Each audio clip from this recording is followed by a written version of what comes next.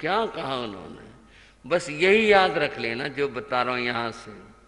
जा जा बच्चे रहनी ने सा पड़ी नियते। पिताजी, जो जो दिन जो जो रातें बीत जाती हैं वो लौट कर नहीं आती। बस मेरे ख्याल में इतना कह के चुप हो जाए, सोचते रहें। क्या अद्भुत बात कही। अहम अंकुर मानस से अफला जनती राइयो।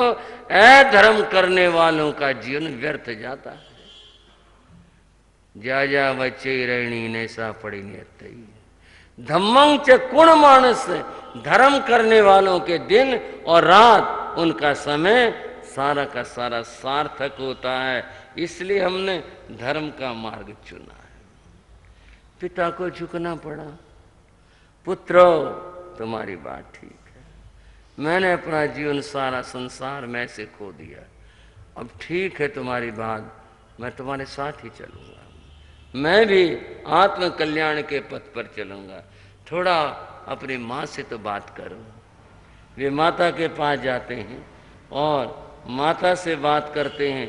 वो बड़ी हैरान रह गई, ये तुम ये बातें कहाँ से करने लगे? कौन मिल गया? किसने सिखा दी? कौन सिखाता? ये तो अपने अंतर की बात होती है। माता को समझाते हैं और माता सुनकर हैरान रह जाती है। और बंधुओं, अंत में यह हुआ, माता ने भी कहा, पंख विहूणो व जये पक्षी।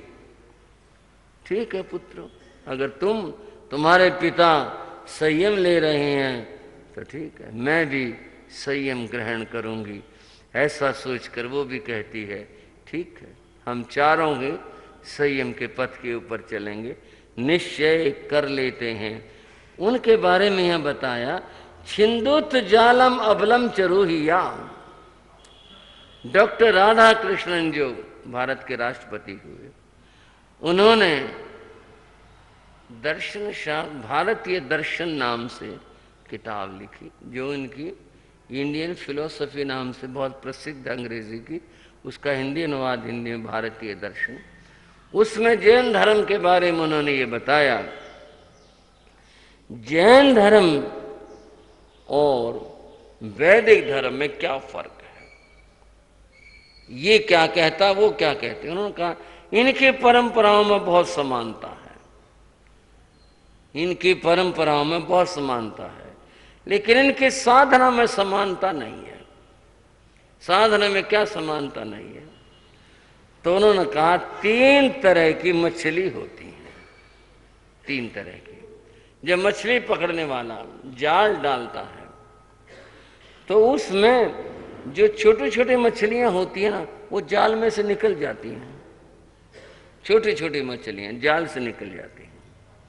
और जो बड़ी मछलियां होती हैं, उनके दांत भी होते हैं। बड़ी मछलियां वो मार के टक्कर काट करके जाल को तोड़ करके निकल जाती हैं, बड़ी मछलियां। और जो बीच वाली होते हैं ना, वो रह जाती हैं, ना वो निकल पाती ना वो तोड़ पाती। उन्होंने कहा ये 3 तरह के लोग हैं।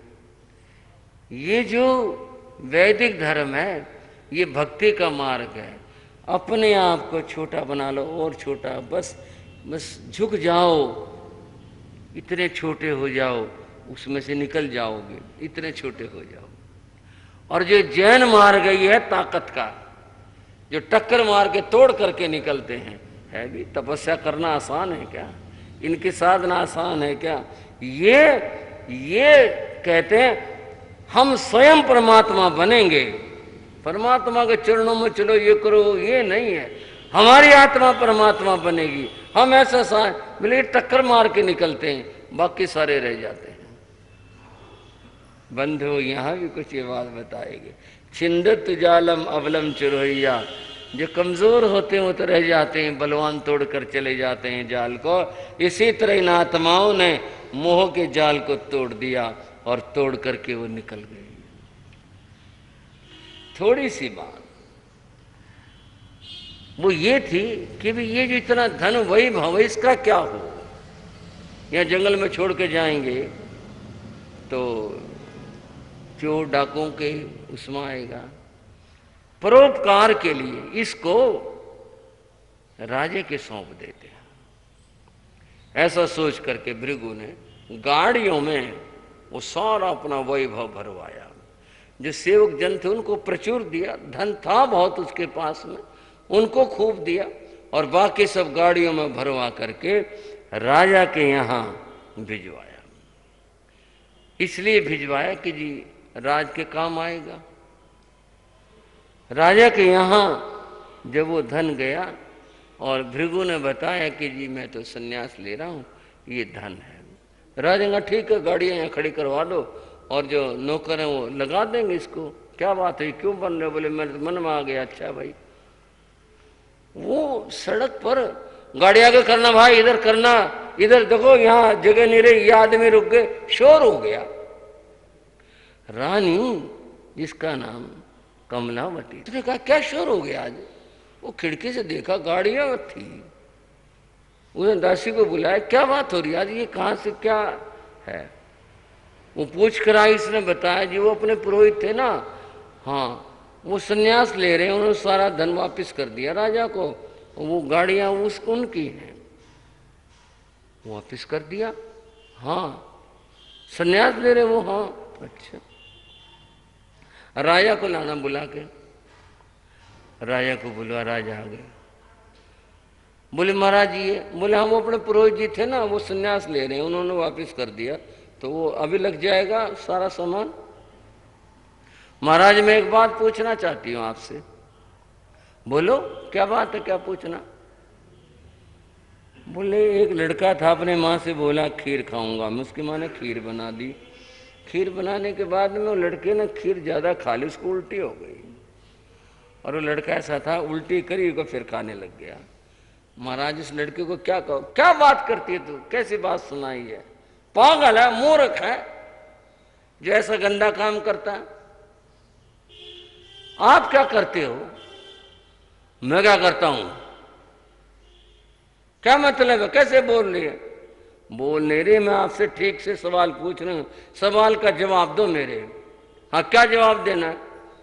बोले आपने ये दान दिया और उसने वापस कर दिया, अब कह इसको रखवा दो। आप में उस लड़के में क्या फर्क हो गया? आपने दान दिया था ना, और अब उसको वापस ले रहे हो। उस लड़के में राम में क्या फर्क है? तू इतनी ज्ञानी बन रही है ना, तू भी बन जा सती जी। और क्या कहे, क्या जवाब दे? देखो तू इतनी ज्ञानी बन रही है, तू भी बन जा सती जी। देखो बात सुनो, ये काम दोबारा मत कर देना, उल्टी को दोबारा से खाने का। अब आपने कह दिया ना, अब मैं सती जी बनूंगी, कभी कहो नहीं नहीं। बोल नहीं नहीं ये बात सुन, मैं ये नहीं कह रहा। बोला आप संशोधन ना करो बात में। एक बार तो आपने धन वापस लेकर के काम कर दिया, और वचन कह करके फिर तुम वही काम करने लगे। मैं सती जी बनूंगी, अब मैं नहीं यहाँ रहना चाहती संसार के अंदर। मेरे मन में तो वैराग्य था, मैं तो इंतजार करती थी कि मौका आए, और एक बड़ा अच्छा मौका आ गया, मैं तो दीक्षा लूंगी। राजा तो ये हथेली पर सर रख करके सोचने लगी क्या हो गया। बोला मैं ही क्या करूं? बोले अगर आपको ऐसा लगता है तो आप भी दीक्षा ले लो। और बंद वो 6 इन आत्माओं ने, 4 वे 2 वे, इन 6 ने इकट्ठी ही दीक्षा ली। दीक्षा लेके साधना करी और 6 मोक्ष में गए। ऐसी पावन आत्माएं थी, ऐसी दिव्य आत्माएं थी। मोक्षगामी आत्माओं के लिए हम नमन करते हैं। ऐसा अद्भुत ज्ञान भरा अध्याय, ऐसा अद्भुत जिसके अंदर बताया गया किस तरह आत्मा जागृत होकर आत्म कल्याण करती है। ये सब मुक्तिगामी जी मुक्ति को प्राप्त करते हैं। समय हो गया, चर्चा को विराम देता हूँ। अब तो आगे मुझे तो फटाफट काम करना होगा ताकि हम आगे बढ़ सकें। आवाज की चर्चा को तो विराम देता हूँ। श्रद्धाशील बंधुओं एवं श्रद्धाशील बहनों, भगवान महावीर की मंगलमयी देशना श्री उत्तराधयन सूत्र की चर्चा चल रही है। जिन्होंने हमें यह उपदेश दिया, उन प्रभु के चरणों में कोटि कोटि नमन करते हैं और इस मंगलमयी देशना को नमन करते हैं जो प्रभु के विराजमान न रहने पर भी हमारा मार्गदर्शन करती है, जिसके पथ पर चलकर हम मुक्ति की ओर बढ़ते हैं, उस देशना को नमन है। आज हम श्री उत्तराधयन सूत्र के 15वें अध्याय की चर्चा करेंगे। इस अध्याय का नाम है सभिक्षु अध्याय। सभिक्षु का अर्थ है वह साधु है। ये जो अर्थ में वाक्य बना वह साधु है। कौन साधु है? मोहन सोहन जिन दत्त कौन साधु है जिसको हम कहें वो साधु है? यहां बंधुओं व्यक्ति से तात्पर्य नहीं है। व्यक्ति से कोई अर्थ और भाव नहीं है। यहां व्यक्ति है ही नहीं, तो फिर वह साधु है। कौन साधु है? जिसमें इस अध्याय में बताए हुए गुण विद्यमान हैं, वह साधु। अब आप समझ गए वह साधु से क्या मतलब है। जिसमें ये गुण हैं, गुण विद्यमान हैं, वो साधु होता है। बंधुओं, साधु शब्द के बहुत सारे पर्यायवाची हैं।